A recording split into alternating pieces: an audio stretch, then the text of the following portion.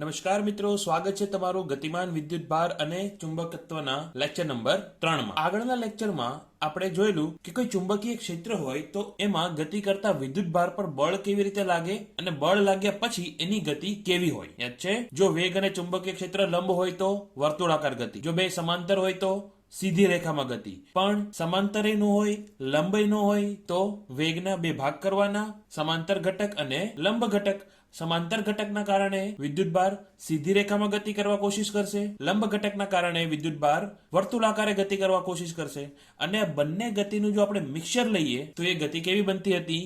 Helical ગતિ। યાદ છે ને આ બધું? હવે આજે આ ચુંબકીય બળ જે લાગે એનો ઉપયોગ કઈ રીતે કરવાનો એ આપણે જોવાનું છે। તો પહેલો ટોપિક રહેશે આપણો વેગ પસંદગીકાર। તો આના નામ ઉપરથી તમને લાગે કે આપણે એવું કંઈક મશીન બનાવવાનું છે કે જે વેગને પસંદ કરી શકે। વેગને પસંદ કરી શકે એટલે શું? તો ધારો કે મારી પાસે અલગ અલગ બહુ બધા વિદ્યુત ભાર છે, બધા ગતિ કરે છે, બધાનો વેગ કંઈક અલગ અલગ છે। કોઈનો 1 મીટર પર સેકન્ડ, કોઈનો 2 મીટર પર સેકન્ડ, કોઈનો 3 મીટર પર સેકન્ડ, એવી રીતે અલગ અલગ બધાના વેગ છે। એમાંથી ધારો કે મારે એવા જ કણ જોઈએ છે કે જેનો વેગ 5 મીટર પર સેકન્ડ હોય, બીજા કોઈ કણ બહાર આવવા જોઈએ નહીં। ફરીથી બહુ બધા અલગ અલગ કણ છે, બધાના વેગ અલગ અલગ છે, એમાંથી જેટલા કણના વેગ 5 મીટર પ્રતિ સેકન્ડ હોય એવા જ કણ મારે જોઈએ છે। તો એના માટે આપણે આ વેગ પસંદગીકાર વાપરવાનું છે। તો પહેલા તો એની રચના જોઈ લઈએ। તો એની રચનામાં આપણી પાસે છે એક્સ અક્ષ, વાય અક્ષ અને ઝેડ અક્ષ। એમાં આપણે અહીંયા બે ક્ષેત્રો લાગુ કરવાના છે। કયા? વિદ્યુત ક્ષેત્ર અને ચુંબકીય ક્ષેત્ર। તો પહેલા તો વિદ્યુત ક્ષેત્ર। તો વિદ્યુત ક્ષેત્ર આપણે આપવાનું વાય અક્ષની દિશામાં, અને એ પણ ધન વાય અક્ષની દિશામાં। તો એને જો મારે અલગ રીતે લખવું હોય તો આપણે લખાય E is equal to E અને જે કેપ। પછી ચુંબકીય ક્ષેત્ર આપણે આપવાનું છે ધન ઝેડ અક્ષની દિશામાં। આ થઈ ગયું આપણું ચુંબકીય ક્ષેત્ર B। તો B ને જો મારે હવે આવી રીતે લખવું હોય તો B is equal to B અને કે કેપ। હવે જો આ બંને ક્ષેત્રો એકબીજાને લંબ દેખાય છે એટલે આવા ક્ષેત્રને શું કહેવાય? Crossed field. ફરીથી ખાલી વિદ્યુત ક્ષેત્ર હોય તો આપણે એને ઇંગ્લિશમાં કહીએ ઇલેક્ટ્રિક ફિલ્ડ, ખાલી ચુંબકીય ક્ષેત્ર હોય તો એને આપણે ઇંગ્લિશમાં કહીએ મેગ્નેટિક ફિલ્ડ। હવે જો કોઈ વિસ્તારમાં ચુંબકીય ક્ષેત્ર અને વિદ્યુત ક્ષેત્ર બંને અસ્તિત્વ ધરાવતા હોય અને જો બંને એકબીજાને લંબ હોય તો એને કહેવાય ક્રોસ્ડ ફિલ્ડ। તો ક્રોસ્ડ ફિલ્ડની વ્યાખ્યા યાદ રાખજો કે જો કોઈ વિસ્તારમાં ચુંબકીય ક્ષેત્ર અને વિદ્યુત ક્ષેત્ર પરસ્પર લંબ રીતે અસ્તિત્વ ધરાવતા હોય તો એને કહેવાય ક્રોસ્ડ ફિલ્ડ। હવે આગળ આ ક્રોસ્ડ ફિલ્ડમાં એક વિદ્યુત ભાર છે મારી પાસે Q, એ ગતિ કરે છે ધન x ની દિશામાં, તો એ વેગ થઈ ગયો v સદિશ। તો એને આ રીતે લખવું હોય તો આપણે લખાય v સદિશ બરાબર v ગુણ્યા i કેપ। હવે જો કોઈ વિદ્યુત ભાર વિદ્યુત ક્ષેત્ર અને ચુંબકીય ક્ષેત્ર બંનેમાં હોય તો એનું કુલ બળ કેટલું થતું હતું? તો F નેટ કે ચોખ્ખું બળ કેટલું થાય? Fe વત્તા Fb। Fe શું છે? વિદ્યુત બળ। Fb શું છે? ચુંબકીય બળ। તો Fe કેટલું થાય? તો વિદ્યુત ભાર ગતિ કરતો હોય કે ના કરતો હોય, Fe બરાબર હંમેશા કેટલું થાય? Q ગુણ્યા E। તો એને લખાય Q E ગુણ્યા જે કેપ, કારણ કે E કેટલું છે? E ગુણ્યા જે કેપ જેટલું। તો અહીંયા જો આની ઉપર બળ જે લાગ્યું, કયું બળ? તો વિદ્યુત બળ। એ કઈ દિશામાં થયું? તો જે કેપની દિશામાં। તો Fe લાગશે આ દિશામાં। આપણે શું કરવું છે કે આપણે પહેલા તો એક વેગ પસંદ કરવો છે કે જો વેગ એટલો હોય તો કણ સીધો નીકળી જવો જોઈએ। તો આ વિદ્યુત ભારને જો સીધું જવું હોય તો આ Fe બળને બેલેન્સ થવું પડે, એટલે કે કોઈક બળ એવું નીચેની સાઈડ પણ લાગવું પડે। ફરીથી મારે આની ઉપર કુલ બળ કેટલું કરવું છે? 0। શું કામ 0? કારણ કે આ વેગથી ગતિ કરતો પદાર્થ સીધો નીકળી જવો જોઈએ, તો જ એને પસંદ કર્યો કહેવાય ને। તો એના માટે નીચેની સાઈડ હવે બળ કોણ લગાડશે? તો કયો બળ વધ્યો આપણી પાસે? Fb। તો આપણે એવું કંઈક કરવું છે કે Fb નીચેની સાઈડ આવે। તો ફરીથી જમણા હાથની હથેળીનો નિયમ, અંગૂઠો ગોઠવો v ની દિશામાં, આંગળી ગોઠવો b ની દિશામાં। તો આ વખતે b ક્યાં છે? પેજની બહારની તરફ। તો તમારી હથેળી આવશે નીચેની તરફ, એટલે કે બળ લાગશે અહીંયા નીચે। તો એ આપણે ગણિતની મદદથી પણ સાબિત કરીએ। તો Fe તો આપણે સાબિત કરી દીધું। હવે Fb બરાબર ક્યુ ગુણ્યા વી ક્રોસ બી. તો ક્યુ ગુણ્યા વી આઈ કેપ ક્રોસ બી કે કેપ, એટલે કે ક્યુ વી બી ગુણ્યા i cap cross k cap. તો i cap cross k cap કેટલો થાય? જે કેપ થાય કે માઇનસ જે કેપ થાય? યાદ કરો. તો એ થશે માઇનસ જે કેપ. તો આ થઈ ગયું q v B minus j cap. Minus j cap એટલે ઋણ વાય અક્ષ, એટલે કે એફ બી બળ ક્યાં લાગે છે? નીચે. તો હવે બંને બળ એકબીજાની વિરુદ્ધ દિશામાં તો છે, પણ શું બે બળ એકબીજાની વિરુદ્ધ હોય તો કુલ બળ હંમેશા ઝીરો થાય? શક્ય છે આવું? નહીં. ક્યારે ઝીરો થાય? કે જ્યારે બંને સમાન પણ હોવા જોઈએ. હવે આપણે એફનેટ ને કેટલો કરવાનો છે? 0. તો એફનેટ ને 0 કરવો હોય તો એફનેટ માં FE અને FB ની કિંમત મૂકી દો. તો FE કેટલું? QE જે કેપ. FB કેટલું? માઇનસ QVB જે કેપ. તો QE જે કેપ માઇનસ QVB જે કેપ બરાબર 0. તો આમાં Q અને જે કેપ તો કોમન નીકળી ગયા, તો ગુણ્યા E માઇનસ VB બરાબર 0. તો આ જે કોમન નીકળી ગયા એને છેદમાં લઈ જાઓ તો એ પણ 0 થઈ જશે. તો હું લખી શકું E માઇનસ VB બરાબર 0. તો V બરાબર કેટલા મળશે? તો VB ને પહેલા સામે લઈ જાઓ તો આપણે લખાય E બરાબર VB. તો V બરાબર E ના છેદમાં B. આનો મતલબ શું? કે જો તમે મશીન લીધું તો મશીનમાં તમે કઈ કઈ વસ્તુ કંટ્રોલ કરી શકો? એક તો ચુંબકીય ક્ષેત્રની તીવ્રતા કંટ્રોલ કરી શકો, તો B. બીજું વિદ્યુત ક્ષેત્રની તીવ્રતા કંટ્રોલ કરી શકો, તો E. તો એ બેને કંટ્રોલ કરીને તમે જે કંઈ પણ કિંમત રાખી હોય એના ગુણોત્તર જેટલો વેગ તમે પસંદ કરી શકો. એટલે શું? તો આપણે પહેલું ઉદાહરણ જે લીધેલું એ જ લઈએ કે અલગ અલગ વેગવાળા બહુ બધા કણ છે તમારી પાસે. એમાંથી તમારે કયો વેગ પસંદ કરવો છે? તો 5 મીટર પ્રતિ સેકન્ડ વાળો. તો હવે ધારો કે E નું મૂલ્ય હું 10 ન્યૂટન પર કુલમ લઉં. ફરીથી E નું મૂલ્ય મેં કેટલું લીધું? 10 ન્યૂટન પર કુલમ. તો B નું મૂલ્ય આપણે કેટલું લેવાનું? 2 ટેસ્લા. તો જો આવી રીતે તમે ક્ષેત્રોની કિંમત રાખો તો V નું મૂલ્ય કેટલું થયું? તો 10/2 5. એટલે કે 5 મીટર પ્રતિ સેકન્ડની ઝડપથી જે કણ ગતિ કરતા હશે એ શું થશે? સીધા નીકળી જશે. બાકીના કણનું શું થશે? તો જો વિદ્યુત બળ સ્ટ્રોંગ હશે તો એ ઉપર નીકળી જશે, જો ચુંબકીય બળ સ્ટ્રોંગ હશે તો નીચે નીકળી જશે. બંને બળ સમાન હશે તો સીધો નીકળી જશે. સમજાઈ ગયું? તો આ હતો વેગ પસંદગી કાર. વેગ પસંદગી કાર અને હજુ આપણે એક સાયક્લોટ્રોન પણ જોશું. આ બંનેની થિયરી તમારે પરીક્ષામાં કઈ રીતે લખવાની એ હું લખીને આ વિડીયોની સાથે જ PDF માં મોકલી દઈશ. તો અત્યારે તમારે એ ટેન્શન લેવાનું નથી. તમારે પાકી નોટમાં શું લખવાનું હતું? જે આગળનો ટોપિક આપણે પૂરો કર્યો એ જે 3 કિસ્સા જોયા ને, 0 ડિગ્રી, 180 ડિગ્રી, 90 ડિગ્રી કે કોઈ પણ થીટા, જે હેલિકલ વાળો ભાગ હતો એ તમારે પાકી નોટમાં ચોપડીમાંથી વાંચીને અને અત્યારે જે તમે નોટ બનાવી એ બંનેને મિક્સ કરીને લખવાનું છે. બાકી વેગ પસંદગી કાર અને સાયક્લોટ્રોન હું લખીને મોકલીશ. એ પછી તમારે કોપી કરવાનું છે પાકી નોટમાં, એ ભૂલતા નહીં. હવે આગળનો ટોપિક છે આપણો સાયક્લોટ્રોન. હવે કામ કરો, નોટ ચોપડા જે કંઈ પણ લઈને બેઠા હોય ને મસ્ત બંધ કરીને સાઈડમાં મૂકી દો અને સાયક્લોટ્રોનને હું એક વાર્તાની જેમ પહેલા સમજાવું કે સાયક્લોટ્રોન બનાવ્યું તો એની પાછળ કઈ રીતે વૈજ્ઞાનિકોનું મગજ ચાલ્યું હતું. તો પહેલા સાયક્લોટ્રોનનો ઉપયોગ શું? સાયક્લોટ્રોનની જરૂર શું કામ પડી? તો સાયક્લોટ્રોનનો ઉપયોગ છે કે વિદ્યુત ભારિત કણને ઊંચા વેગથી ગતિમાન કરવાનું. ઓકે, વિદ્યુત ભારિત કણ હોય, ધારો કે પ્રોટોન હોય કે હિલિયમનું ન્યુક્લિયસ હોય. હિલિયમનું ન્યુક્લિયસ એટલે શું? આલ્ફા કણ જ. તો એ બધા કણને ઊંચા વેગથી ગતિમાન કરાવવા હોય તો આપણે સાયક્લોટ્રોનનો ઉપયોગ કરીએ. તો હવે સવાલ એ છે કે ઊંચા વેગે ગતિમાન કરાવવા શું કામ? બેસવા દો શાંતિથી. માનો કે તમારે આ પેન શેની બનેલી છે એ જોવું છે, તો આપણે શું કરશું? પહેલા તો એના જે કંઈ પણ ખુલતું હોય એ ભાગ ખોલી નાખશું. આગળનો ભાગ ખુલી જાય, પાછળના ભાગથી ખુલી જાય, ઢાંકણું અલગ થઈ જાય, એ કરશું. પછી હજી આગળ જોવું હોય તો પછી હથોડી લઈને આ પ્લાસ્ટિકના ભાગને તોડશું.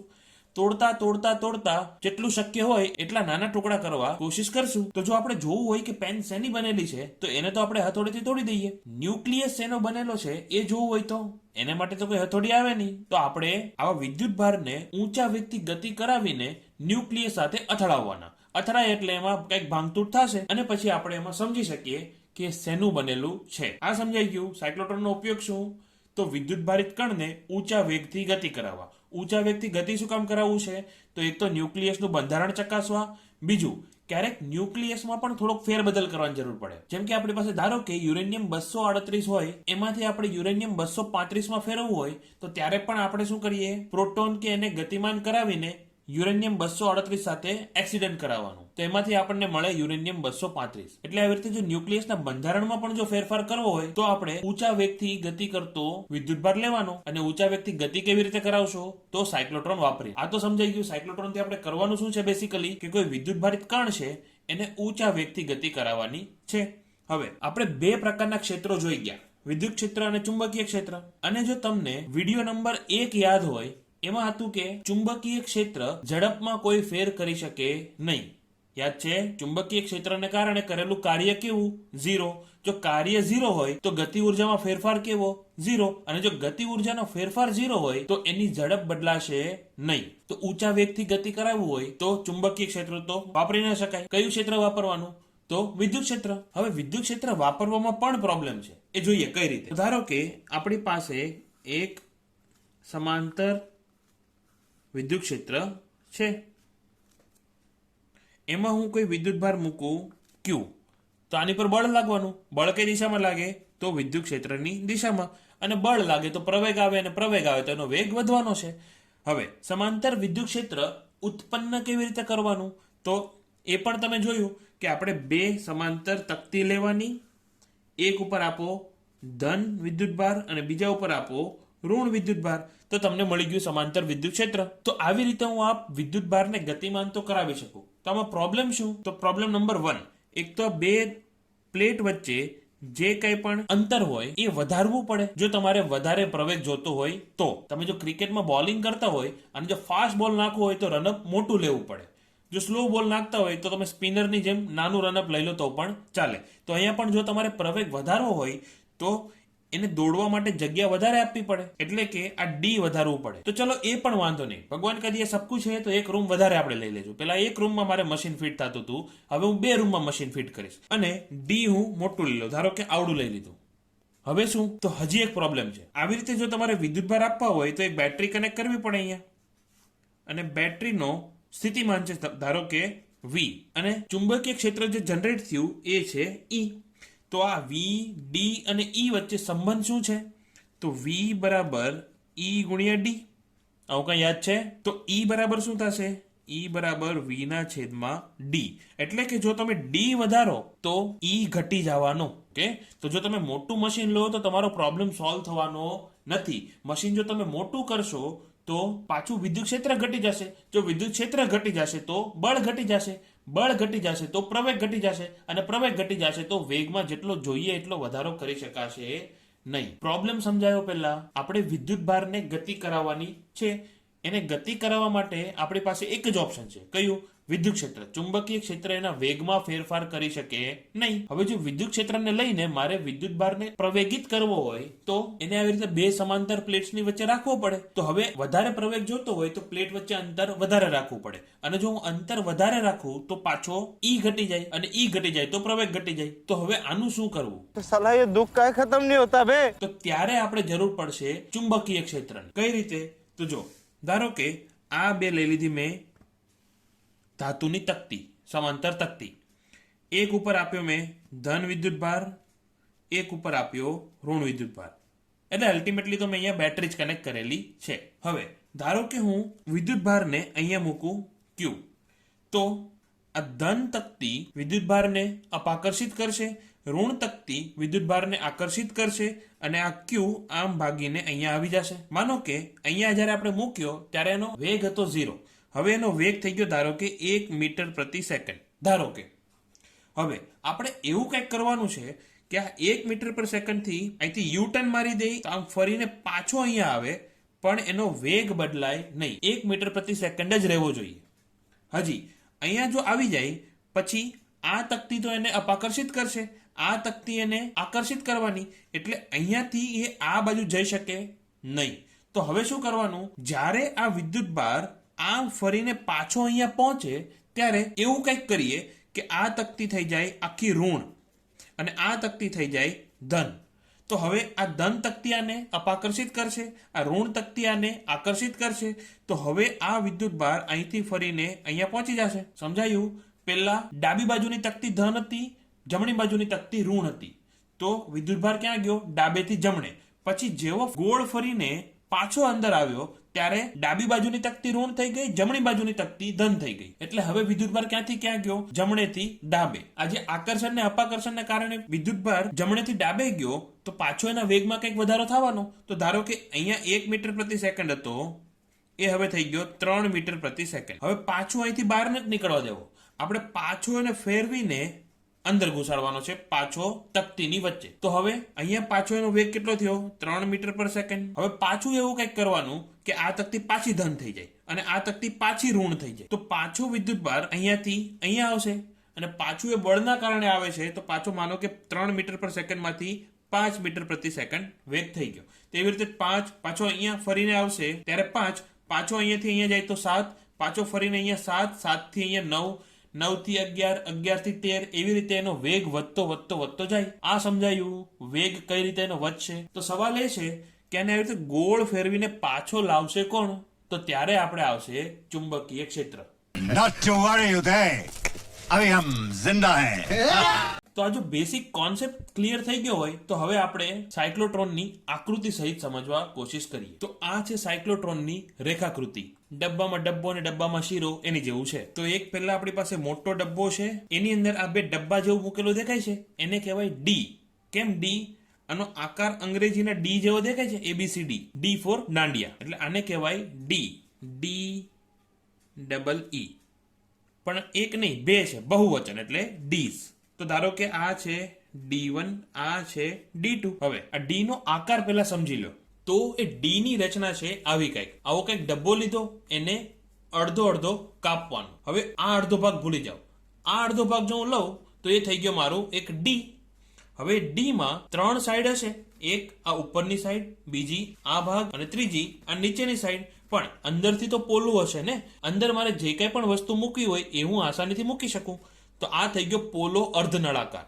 તો જો એક માર્કમાં એમ પૂછાય કે સાયક્લોટ્રોનમાં ડી નો આકાર કેવો હોય, તો એ થઈ જાય પોલા અર્ધનળાકાર જેવો. તો આ ધાતુના ડી શું કામ લીધા?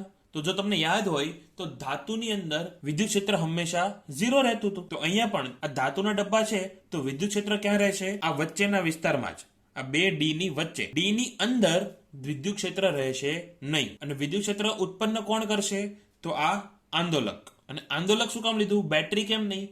તો વિદ્યુત ક્ષેત્રની દિશાને આપણે ફેરવતું રહેવાનું છે. ક્યારેક D1 પ્લસ થશે તો D2 માઇનસ થશે, D2 પ્લસ થશે તો D1 માઇનસ થશે, અને બંને વચ્ચે પ્લસ માઇનસ ચેન્જ થતું રહે છે. આ ચેન્જ થવાની આવૃત્તિ કેટલી હશે એ આપણે પછી ગણતરી કરશું. તો હવે ફરીથી એક ડબ્બો છે, એમાં મૂકેલા છે D1 અને D2. હવે ડબ્બાની ઉપર એક ચુંબક હશે અને ડબ્બાની નીચે પણ એક ચુંબક હશે, અને એ શું ઉત્પન્ન કરશે? ચુંબકીય ક્ષેત્ર. તો આખા ડબ્બામાં એક ચુંબકીય ક્ષેત્ર ઉત્પન્ન થશે, અને એ ચુંબકીય ક્ષેત્ર ધારો કે છે આવી રીતે બહાર આવતું.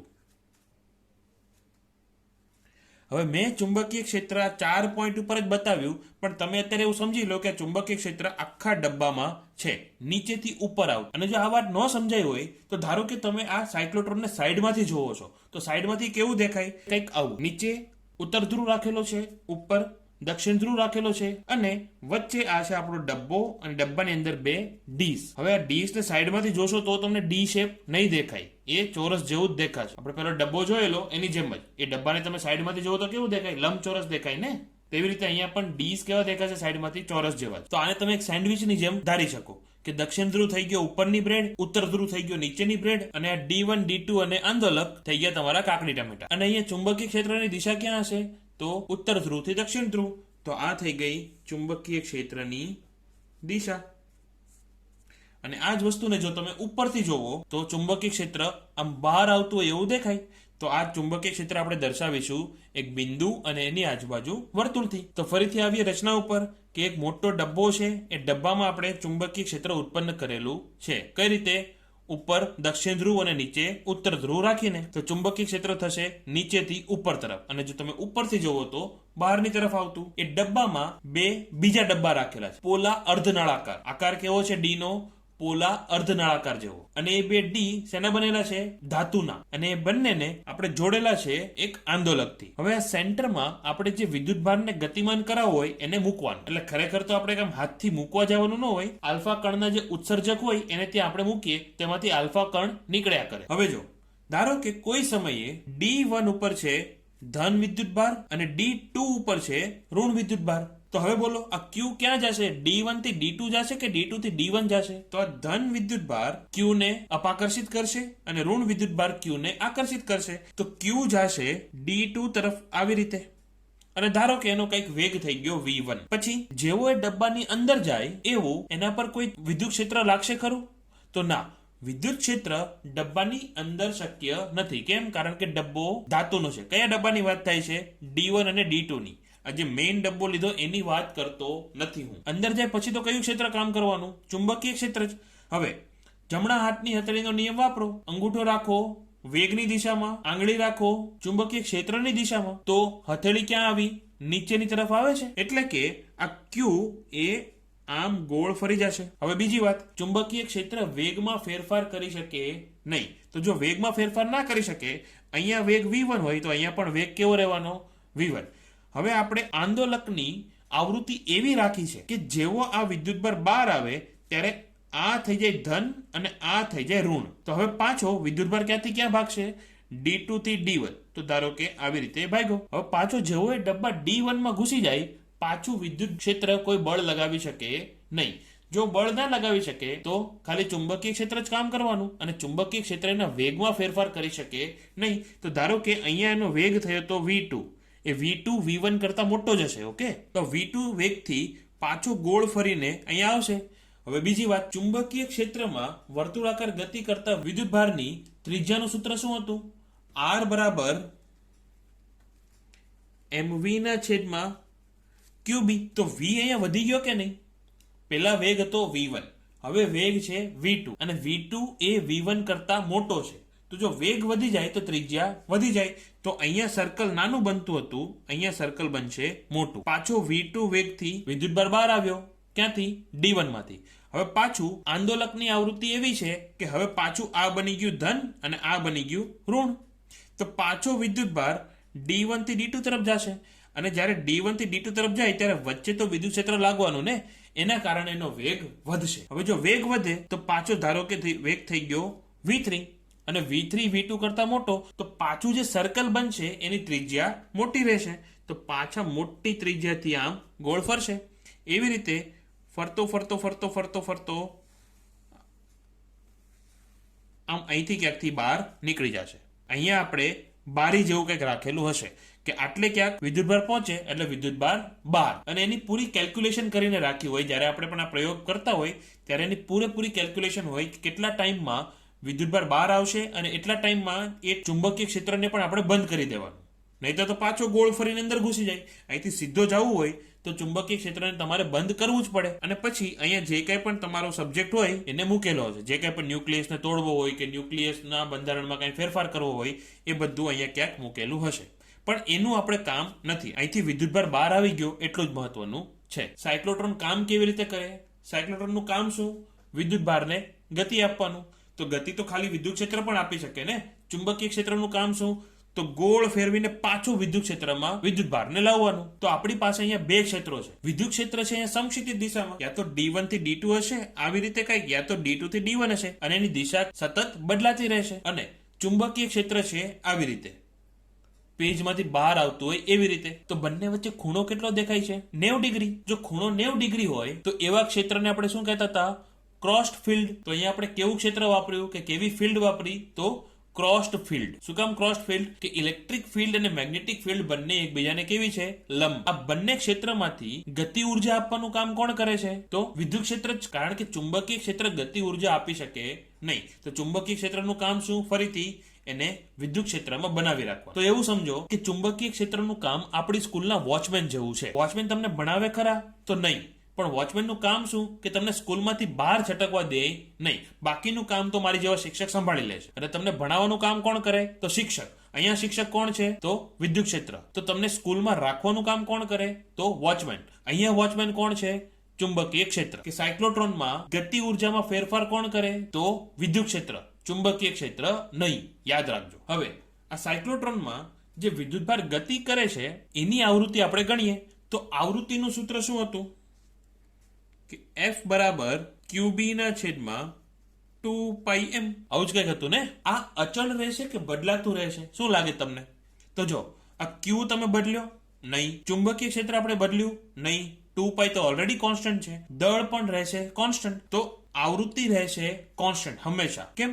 V તો સતત બદલાય છે ને, તો F કેમ નથી બદલાતો? કારણ કે F V થી સ્વતંત્ર છે. તો વિદ્યુતભારની આવૃત્તિ કેટલી થઈ? QB ના છેદમાં 2πm. અને વિદ્યુતભારનો આવર્તકાળ કેટલો થયો? 2πm ના છેદમાં QB. અને આ T શું છે?